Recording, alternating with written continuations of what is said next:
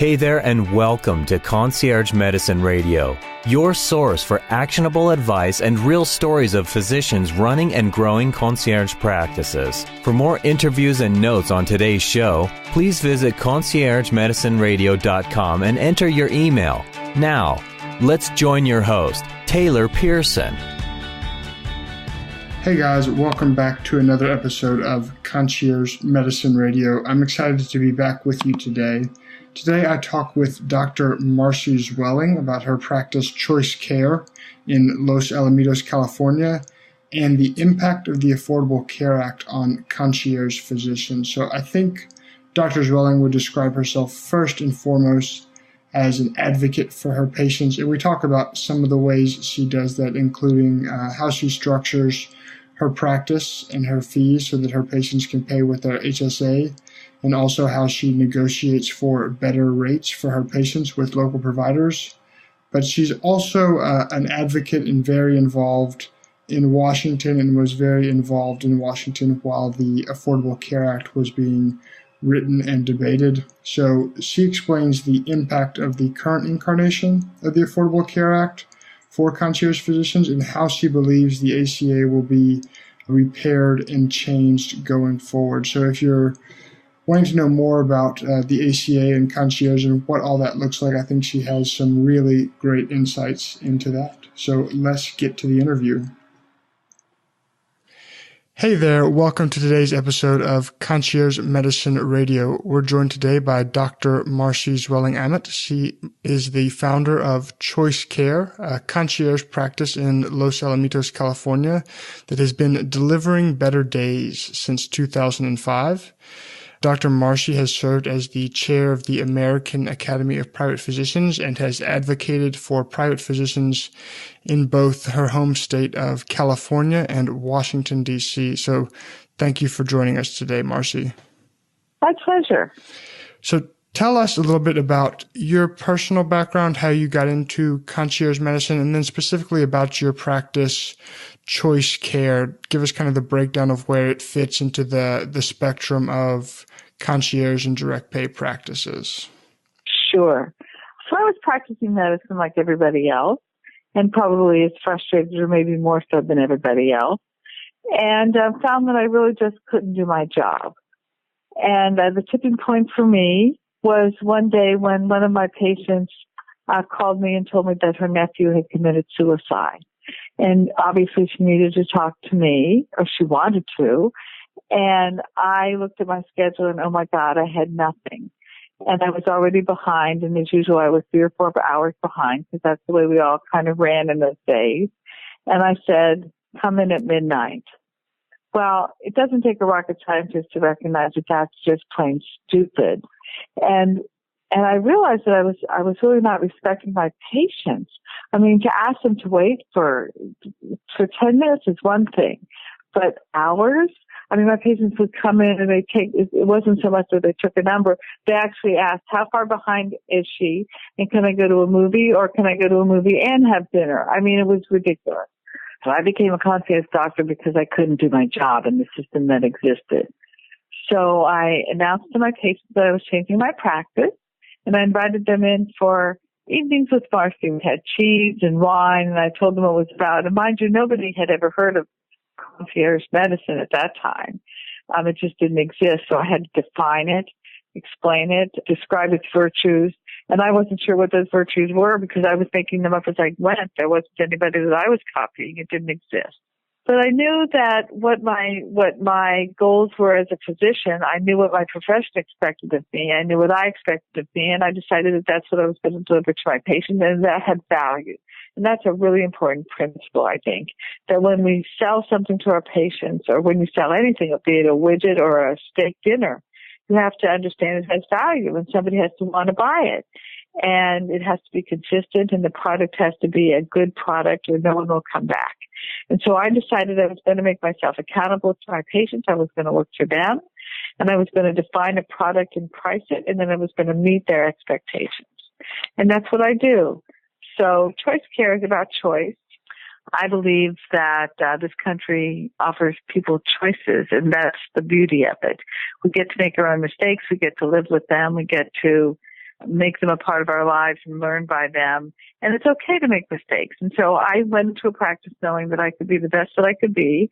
I would own my mistakes. I would own my choices, and so would my patients. But they would have choices. They would not be confined to a box, and neither would I. And that's what I do. So basically, I opened up my office and I sell my wares. I'm a professional. I'm a physician. I inform my patients about what their choices are.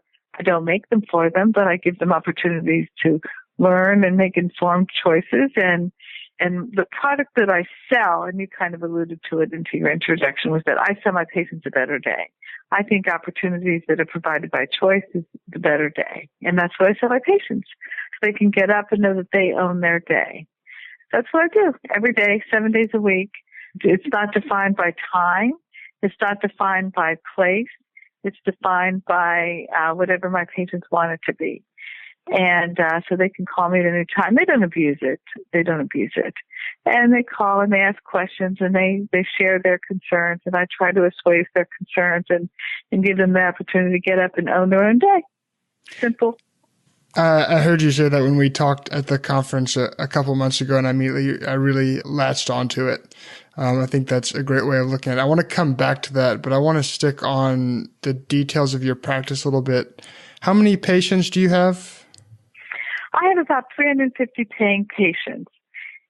And if you asked me to do it again, I would do it differently because that's probably too many. Although most of my colleagues, even who practice what I do, have more patients, but I can only tell you that it's a lot of work. So I would probably even have fewer patients and charge a little bit more. But I live in the city of Long Beach and I work in the city of Los Alamitos, California. It is not Newport Beach and it's not Beverly Hills. And so my patients could not afford anything more expensive. And it was more important for me to be able to treat the people that I knew. They were my family. My patients were my family. And I wasn't going to divorce them from me by charging an amount of money that was ridiculous. So, and it was never about the money anyway. So basically it's $350. I charge them once a year.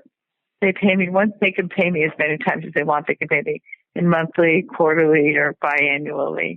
But it's a once a year charge. Otherwise, it's pretty simple. I do not charge anything else for visits. I don't nickel and dime my patients because I don't have the time or energy to do that. I don't want to do that. And that just takes too much time and energy. I'd rather devote myself to serving them. So it's a one-time charge, simple. They give me a credit card and we're off to the races. What did you say the annual fee was? I didn't catch it. My annual fee is $2,000 a year. Okay. Well, something else you touched on when you were describing the practice is kind of this moment of transition. You had everyone in, you were having these wine and cheese nights, and you had to explain to them what it was when you yourself weren't even entirely sure yet what it was. So I know that's something a lot of doctors struggle with. And even as I've tried to explain it to my friends, it's like I kind of had this aha moment where it clicked for me, and I'm trying to explain it to friends, and I can see it's not clicking and it's not really going through. So I want to kind of try an experiment here. If you imagine I'm a patient that you know would be ideal for your practice, and I come to you and I'm interested, how would you explain it to me in such a way that I could kind of wrap my head around it? Sure. I explain it to patients by telling them that I'm there for them first and foremost. So I actually do it by comparing myself to the usual and customary practice, where a patient has to take the time to leave their work to go sit in an office, or to drive to the office, then sit in the office, then wait for the doctor to get a 15-minute visit, and then have to come back for their next complaint, 3 weeks later because they're only allowed one complaint at a time, where they pay a defined copay, where they may or may not see the same doctor every time. That's not what we do. What we do is I'm there for them, as I said, regardless of place or time. So if the patient is in Europe and they need something for a cough, they'll call me and I can help them. I address their need. Let's say they're in Europe and they hear a horrible report about breast cancer, and all of a sudden they have horrible anxiety about perhaps they have a breast cancer. They may call me. I will address their questions, assuage their concerns. So I get the questions of healthcare issues off their plate so that they can address their life. They don't have to sit on a three-way. They don't have to sit in a waiting room, because we have a very nice waiting room, by the way, but nobody waits. The irony. Yeah, indeed. And because I respect their time, and then they respect me. So we actually develop a relationship. And so I know patients who dots their I's and who crosses their T's and what their goals in life are, so that then I can address their concerns in a perspective that makes sense to them. So it's a completely different. I'm not commoditized. This is not a commodity. I sell individualized health care for each individual patient. Husband and wife don't get the same thing. They have different concerns, but they do live in the same house. So if we're going to talk about diet, I know what their husband eats. I'm going to explain to the wife, what kind of food she needs to make, because clearly they're not going to make two different meals. But I know that, and I know both of them. So it actually makes for much less expensive care, much more direct care. And healthcare then, for my patients, is an investment in their life and in their better day. So they can invest, they pay me that money, and it's a good investment. And the return on investment is they get to live their life, which, is obviously what it's all about. What would you say is the typical demographic for one of your patients? Oh, you know what? That's what's so fascinating. There really isn't a typical. So I have young patients, old patients. I have needy patients, not so needy patients. The one thing they have in common is that they place the value on this investment. That's the only thing they have in common. So is it a certain mentality? Like if you were starting out, you didn't have an existing practice and you wanted to go out and find your patients now, if you were starting from scratch, where would you start looking for those people? The kind of practice that I built a practice around the patients that I knew and loved, because they were already my family. So I would look no further than the front door. They're there. So pretty much all your patients came with you when you transitioned from your... Oh, no, not all my patients, some of them. And not the ones you necessarily would think. So I had some very wealthy patients. I had some wealthy patients whose lives I had better saved. That did not necessarily mean that they joined my practice. I had the surprises of my life when some people joined my practice. 20-year-olds. What would they be joining my practice for? The one thing they all had in common is that they wanted to make this investment. They saw value in what I sold. That's the same thing. I mean, why do people go to Ruth Chris Steakhouse? Because they like Ruth Chris steak, right? But that's probably the only thing they have in common. They come from all walks of life. They have different mentalities. They have different occupations. They go home to a different kind of household. So I have rich, poor, young, old, educated, less educated. But the one thing they have in common is they want to invest in their life and their house. And I give them that opportunity. And they have a relationship with me.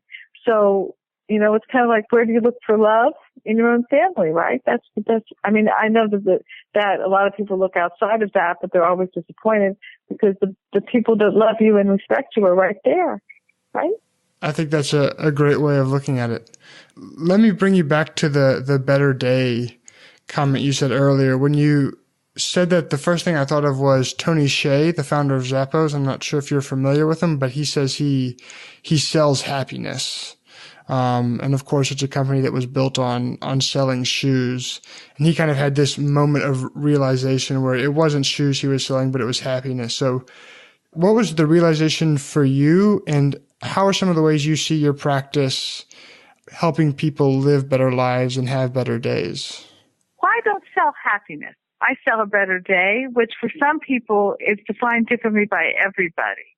For some people, a better day is a good day at work. For some people, a better day is keeping their children in line. Some people, a better day is making a lot of money. Some people, it's going to the beach. But it's their choice and their decision, and they have control over that. And if you don't have control over your health, then you can't control those other decisions. So by controlling that, they own their day. And that, if you want to define that as happiness, I mean, I'm happy when I own my day. But somebody else may define it differently.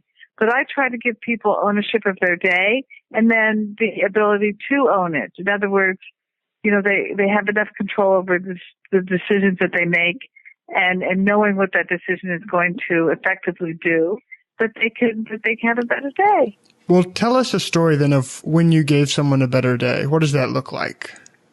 So sure. So a better day. So a better day would be, this was just the other day.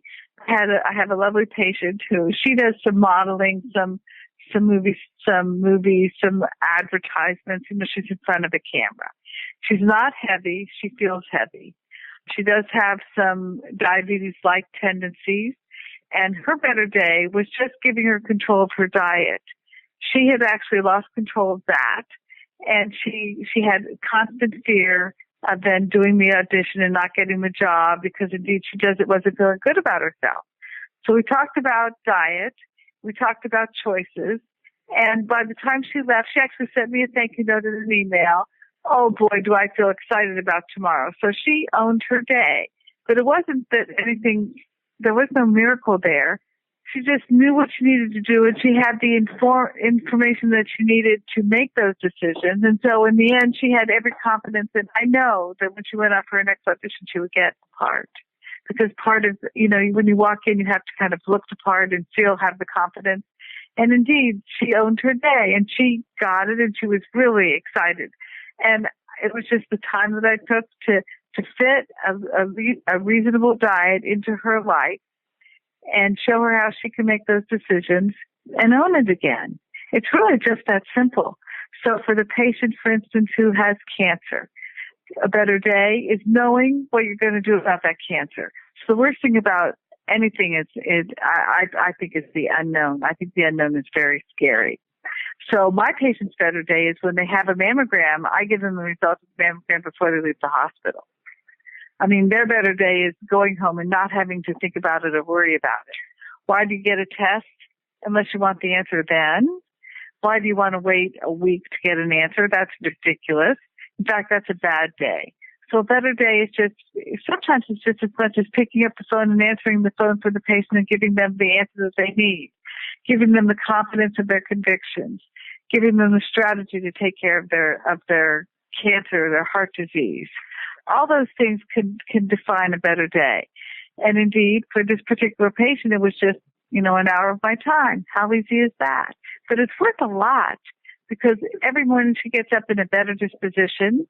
She gets up with having the confidence of her convictions, and she will be more successful.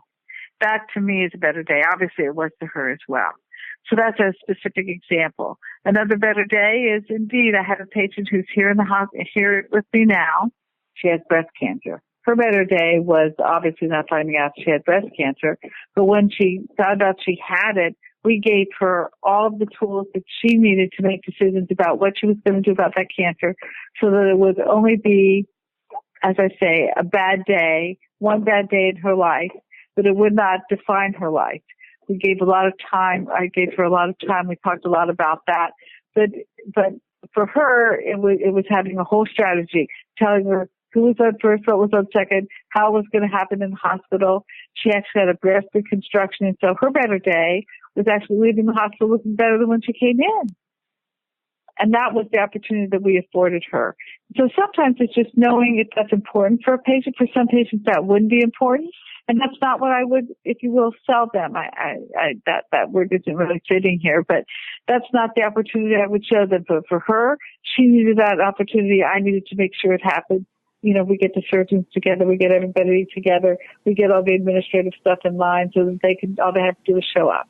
I think people, both physicians and patients alike, really underestimate the cost of kind of that uncertainty that hangs over you. I know one of my kind of aha moments was I went home a few weeks ago to visit my dad and my sister, who are setting up their practice in Memphis, Tennessee, and we were talking and working, and I didn't get to the gym that week, so I came back home to Austin. I decided I'm going to get a full week's workout in one night, and of course strained my entire lower back, and then was able to call my doctor here, who's my concierge or my direct primary care doctor, Chris Larson, and I went and saw him the next morning, and he just checked it out for me real quick, and he was like, "Nah, you just strained it.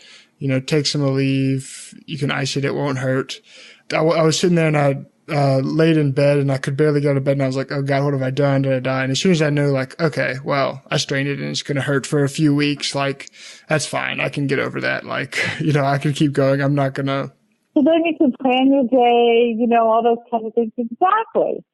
So you got to know, it's just a question of knowing, understanding, and of course, and then you can have the confidence that the day is going to be the best that it can be. Not every day is going to be wonderful. When you have a bad back at first. So, well, speaking of kind of taking away uncertainties, I know something you're an expert on that's a big point of uncertainty for a lot of physicians is the Affordable Care Act, and specifically what the implications of that are going to be for concierge and direct pay physicians. So from the perspective of a concierge physician, what does the ACA actually say, and what are the implications of that? So what it basically does is it provides a subsidy to a lot of Americans to buy insurance. The Affordable Care Act is a financing system. That's all it is. It's a very contrived financing system that argues against everything that you and I have just talked about, everything, because it's not about care, it's about financing. So to me, the doctor, it means, oh my God, more rigmarole, more regulations, more, as I say, it's contrived, and it doesn't really suit my mission because it doesn't have anything to do with care, but that's what it means for everybody. So for those patients who are willing to live in that system, so be it. But for those who choose not, and more Americans choose not than used to choose to live in the system. So for the concierge doctor, it's been a boondoggle. So you had some numbers you put to this. What do you think the implications are really going to be? The implications for the country is bankruptcy. The implications for the patient is frustration, in a word. And for physicians, now I'm choosing to see opportunity in every difficulty here. And I do think there's, maybe not in the short term, but certainly in the long term, some good things that can come of this, if only that it's people see what's broken and are forced to deal with it. But from the perspective of a physician, what is the opportunity? What can someone as a physician be doing right now to take advantage of the Sure. Affordable Care Act? My answer is get out. So for the physician whose mission is to care for a patient, for the physician whose mission was to try to get by with the system that existed, for the physician who really wanted to go along to get along, the Affordable Care Act is like the final straw. Oh my God, look what else they're doing to me. And so for many doctors, it was the opportunity that they needed, the push that they needed to go out and do something different, to work for their patient. Because it really does define the lines, doesn't it? You can work for you can see a patient, work for a hospital, conflict of interest. You can address all the hospital's concerns, fill in the blanks, dot the I's, cross the T's, check off the check boxes, or you could sit down with a patient and say, how can I help you today? I mean, is that not a defining moment? Absolutely. So for the doctor who believes in what they do, for the professional physician, it really was the push that they needed to figure out, look, this doesn't work for me or anybody else, and now I really don't have to make any excuses because everybody else kind of sees it. And I think that they've joined a huge company of doctors who have seen it that way, so they don't feel so isolated. Again, when I did it, I was like the only one. The isolation didn't bother me, but for some people, it might. For the typical physician, it is really an opportunity to get back to the basics, to do what they do. And it doesn't mean you have to be Marcus Welby. It just means if you back out of the system and you define your parameters, you can do your job. How exciting is that? I think it's pretty exciting. I think it's pretty exciting too. And one of the things you said is that, I think this was something I never heard anyone else say explicitly, is that the ACA in a lot of ways is a marketing opportunity for concierge physicians. Of course. As people see how broken. Right. So a marketing opportunity, what's a marketing opportunity? A marketing opportunity is a branding opportunity, right? And a branding opportunity sometimes is a positive brand or a negative brand. And to not want to be branded with everybody else who's doing the ACA is a wonderful opportunity. I mean, again, it allows us to define ourselves. And I really want doctors to make choices for themselves. I'm not interested in having them do what I do, because what I do is about me. It's my choice. They need to make their choice. But this is a wonderful opportunity to do that, and there will be demand for that product, because so many patients, they just want care. They want somebody to care about them. They don't want to stand in the line. They understand that the value of their life is far more than defined by a stupid card or the government. And they get to choose a doctor who themselves gets that. And so it's kind of everybody comes to the table with the same idea in mind, which is basically anything but the ACA.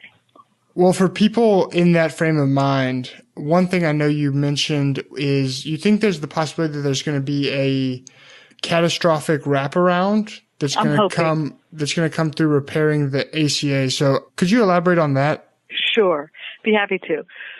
As you know, I've worked with Congress in trying to create an alternative. And one thing that I think we need to make clear is no one can guess what's going to happen, because we can't, number one. Number two, no one really knew where the ACA was going to take us in terms of the details, because the regulations kind of were defined when the law was passed. But as the regulations get more defined and as people kind of find their way through, we recognize we're rebuilding this system. And one thing that I think America needs to understand is that we cannot undo what we have done. You cannot undo what you have done. Repealing prohibition was one thing. Repealing the ACA is a completely different matter.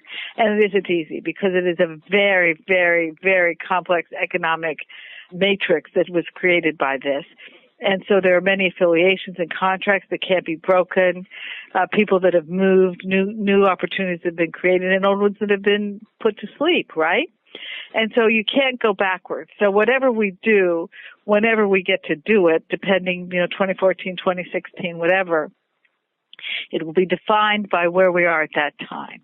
That said, we know that choice is very important, and some people like the ACA. Let's not kid ourselves. If you were getting your insurance for free and you used to pay thousands of dollars, this is a good thing, right? It's wonderful to have a subsidy. I mean, I think, and if you don't really have any horrible health problems, and you haven't really addressed the system, and you haven't seen that you can't find a doctor in the system, you haven't really challenged it, but you have this card and you feel good about it. So for many patients, they want to continue, and they should be able to do that. So recreating the next step, or creating the next step, is not about taking away again from people. I don't think it should be about that. I think it should be about adding choices, not taking them away. So if patients like their ACA insurance, they can keep it. But we will create opportunities that we feel are much more valuable to the patient, something that they'll want to buy without a subsidy, something that will have value to them. And that is a legitimate insurance opportunity that will save them from the anxiety of financial catastrophe if, God forbid, they have a health event. That's what insurance is about, just like car insurance, just like house insurance, just like fire insurance, whatever. It is that not that guarantee, but it is the realization that you will not be put away, that your life will not end when a catastrophe happens. You have insurance that may not make you whole, but it'll come close. And that's what health insurance should be about. It's about taking care of that catastrophic event. So that is a choice that will be offered. Secondly, in the ACA, the HSA, the Health Savings Account, was limited, and we want to broaden that hugely, hugely, hugely, so that people could actually look at healthcare as that investment that I was talking about. And so they can put their money away, they can save it, they can use their HSA for long-term healthcare insurance when they get old. And if they put away a couple $1,000s a year from the age of 20 onward, they'll probably have a couple $1 million by the time they retire. And that will be fine to take care of them. And that can all be used for healthcare. So there are wonderful opportunities in terms of defining what you want to spend your money on. I mean, after all, why do you make a living. Money is, of course, our opportunity for exchange. But shouldn't you be able to buy what you want? invest in what you want, what is best for you, your family, given your bias, your perspective. So we're not here to change the perspective. We're just here to offer opportunity. And so we will offer those opportunities within the confines of the law. So we're going to broaden the opportunities, give more choice to patients, let them own their choices through the opportunity of an HSA, provide some malpractice insurance so that doctors are secure and not losing their practice if, God forbid, something happens to one of their patients. And so it will be a very positive opportunity. Unlike the ACA, which took everything away from everybody, we're going to put it back and give them more. So if that's the best case scenario, what do you think is the worst case scenario? If we have to continue like this.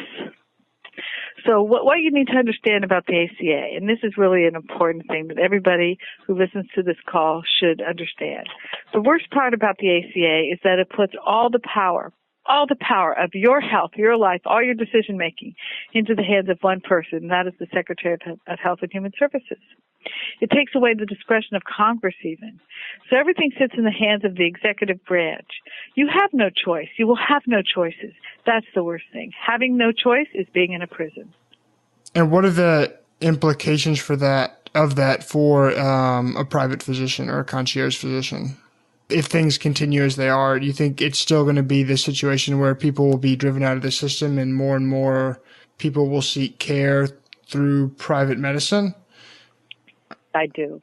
I think that ultimately, yes, I think that doctors will always want to have that choice. And yes, I think that no matter what, there will be this opportunity. What I would not like to see happen, and this is very important, but we don't want to create a two-tiered system. Although that's what we're out about to create. We're creating a public system and a private system. That to me is sad. That's very sad. I would like to provide the same opportunities to the poor as to the rich.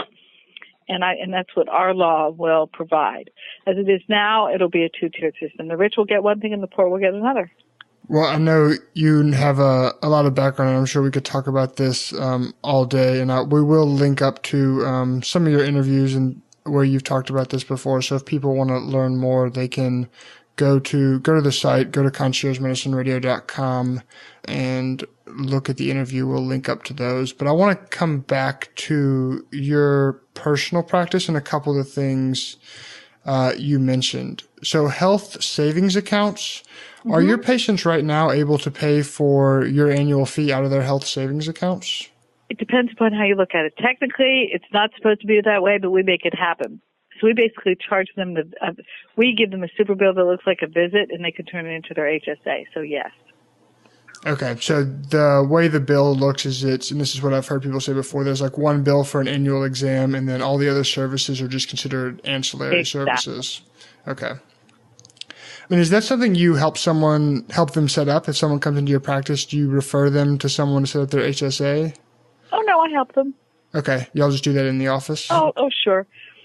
My patients call me for insurance, life decisions, who should my daughter marry, everything. We're family friends. You're doing the better day thing for real. Uh-huh. One other tactical question. You talked about, or I heard you speak about, you've gone out and you've negotiated with hospitals and other healthcare providers for lower cost procedures. So I know one example you gave was lower cost MRIs and an orthopedist. Could you talk exactly about how that works and how you did that? Sure. Very, very, very simply, it looks like this. If I have a patient who needs care, I'll call up somebody and say, I have a patient who needs something. And they'll say, okay, this costs. I go, oh, don't you think that's a little much? Can we bring it down? People in the community owe me because I do good things for them too. And so they'll pay me back in favors for my patients, which is great. We work together. That's really how the community really works. In terms of the hospital, I show them that what the opportunity is to bring cash patients into the hospital and create an incentive for them to make a cash-based system for orthopedists in the area. Once again, and remember, when my patients see me, they go to their specialist prepared. So specialists tell me that the work is a lot easier for my patients because the question is defined. I've called the doctor ahead of time and I say, hey, Mrs. Smith needs an answer to this question. and he's able to provide it. So the patient comes prepared. They have all the data. It takes a lot less time. So they're more than willing to give my patient a break on the cost because, indeed, they're spending less time and doing less work because we've got it set up for them. So that was something you kind of did as you went along. Like someone would come in, they would need an MRI, and at that point, you would call the hospital and negotiate a cash price for an MRI. Exactly. You just rang them up and said, I want to negotiate a cash price for the MRI, or how exactly did that work? I just call the CEO and get it done. I create personal relationships with everybody that I deal with so that I can call them and can exchange professional services. So you're very active in the community then, and that's been a big part of how you've been able to create these opportunities for your patients. Absolutely. Isn't that how everything works? Everything's about relationships. My whole practice is based on relationships, right? You're the one running the practice. I'm asking you. But I certainly agree. Absolutely. And, when a doctor doesn't do what he's supposed to do, I call him up and I say, hey, Joe, didn't get it done. He goes, oh, sorry. Have her come back. We'll do it again. Or whatever, I would want to know if my patient was disappointed. Actually, that's not done very much. And so a lot of doctors operate with the delusion that things are going well when they're not. And, I'll call them up and say, your office is really difficult to deal with. And I actually yesterday talked to a doctor about how they could set up a phone system that would be more patient-friendly. It's my pleasure to help them. It's better for my patients. It's better for me. It's better for them. They're my friends. Well, speaking of helping out other doctors, when you look around and you see other people transitioning into concierge practices, what are some of the most common mistakes you see people making? Not knowing what they want to sell, not knowing themselves. When you open up a business, you have to understand your product, and you have to have capitalized your business so that you can put it together. Many doctors don't understand the concept of they don't understand what they sell. They come to work, patients drop in, ask a question. They treat all patients differently. They really don't have a vision of who they are and what they want to sell. Every business has to understand its product line. And so I think that's the biggest problem is the doctor doesn't understand their product line. So their patients don't know what they want to buy. So everybody's expectations are kind of all mushed up and nobody's happy and doesn't work. So you have to know your product. So when you say understand their product line, you'd mean setting like the patient panel size and the annual fee or the quarterly fee or the monthly fee. How am I going to build this practice? What do I want the patient to walk away with when they leave here? Reassurance, a bunch of papers. What do I want? What do I want their feeling to be when they leave here? Well, and I guess the catch-22 instance there's what you want and then there's what your patients want, and those aren't always necessarily the same things. I know You're always right. You're absolutely right. So I've talked to people who've tried to create their vision. It turns out the market wasn't so interested in their vision. So I want to sell my patient their better day, not my better day, their better day. So in order to sell my patient that better day, which is my product, I have to be a very good listener. So you did a lot of talking with your patients then before you structured your practice. Is that right? Of course. What did that look like? You just called them in, or when you saw them in your office, you kind of told them what was going on and asked them what they wanted? Well, every year my patient has what we call an update. So it's not a physical because that's not really what it's defined. I have my patients come in once a year so we can talk about their lives. And I ask them, so how's your life going? What do we need to do together? Or what can I do to help you make it better? What are your goals this year? How'd you do last year? What are your frustrations? I don't ask them what medications they're on. We know that already. I ask them the bigger questions, and we go through that every single year. So we reconfirm what our goals are, and we aim for that goal on a yearly basis, yes. So you're really, and I guess what keeps coming across to me as we're talking is your emphasis is, I would almost say it's the relationship more than it is any kind of objective health goals. You're not thinking as much as a scientist or as a physician almost, but as a kind of a trusted advisor and a counselor. Yes, indeed. If somebody else can do it better than me, I send the patient to the patient who could do it, to the person who could do it better. It is really quite simple. It's a lot of listening and a lot of relationships. But my feeling is that's what life is about anyway. That's what your CPA, your CPA can fill out your tax return, but he has to understand you and where you spent your money and all that kind of stuff before he fills it out. Your lawyer needs to understand you and the crime you committed before he defends you. All those professions, every profession is about relationships, really. So the information is there. You can find it on the internet. I put it into perspective for the patient and address the questions that he wants answered in a manner that he or she can understand them, and that will make a difference in their life. So to give them the riffraff of I don't have to show my patients how smart I am. That's not what I sell. Am I smart? I have no idea. But it's almost irrelevant to what I do. It's the fact that I am an advocate, honest and pretty straightforward, and a better listener, and try to address my patient's needs. That's really more where my success is, I think. Yeah, are you familiar with Seth Godin? Have you heard that name before? Uh-huh. Okay, he has a great line that there's not a shortage of people that know how to fill out forms. There's a trust shortage. Indeed. Yeah, I always come back to that one. Well, last question for you here. If you had only one thing to say to someone who's either in the process of making this transition as a physician or thinking about it, what would you say to them? I would say to them that it's as important for the physician to own their life as it is for the patient. So that I would ask the doctor, what vision does he have for his profession as a professional, and how does he best think that he can serve his patients, and find a means to that end. And then he'll be happy. Well, Marcy, thank you very much for joining us. We appreciate having you on. You are more than welcome. Call anytime. And to any of your listeners, if they have questions or need help, I'm 100% available 24/7. Well, that's the last thing I was going to ask you. What is the best place for someone to get in touch with you? Email or cell phone. Either way, they're both on my website, and I answer everything. Sometimes it's 10 o'clock at night or 11 o'clock at night, but I do answer everything. Marcy is on the West Coast, so if you wake up at 6 a.m. on the East Coast, probably would be best to wait a few hours to give her a call. Yeah, exactly. I have gotten those calls, but I like to sleep through the night, so if possible. It's been a pleasure, and thanks for the good questions, and I wish everybody a lot of luck, and I hope that my goal is for every person in this country to actually own their own life. I'm writing a book, actually, Who Owns Your Life, and I intend to take it on the road and actually give some motivational speeches to try to encourage self-reliance and self-determination across the country. Well, awesome. We'll link up to that for anyone that's interested on conciergemedicineradio.com. Thanks again for your time. Everyone else, we will talk to you next week. And thanks, Taylor. It's been a pleasure. Bye.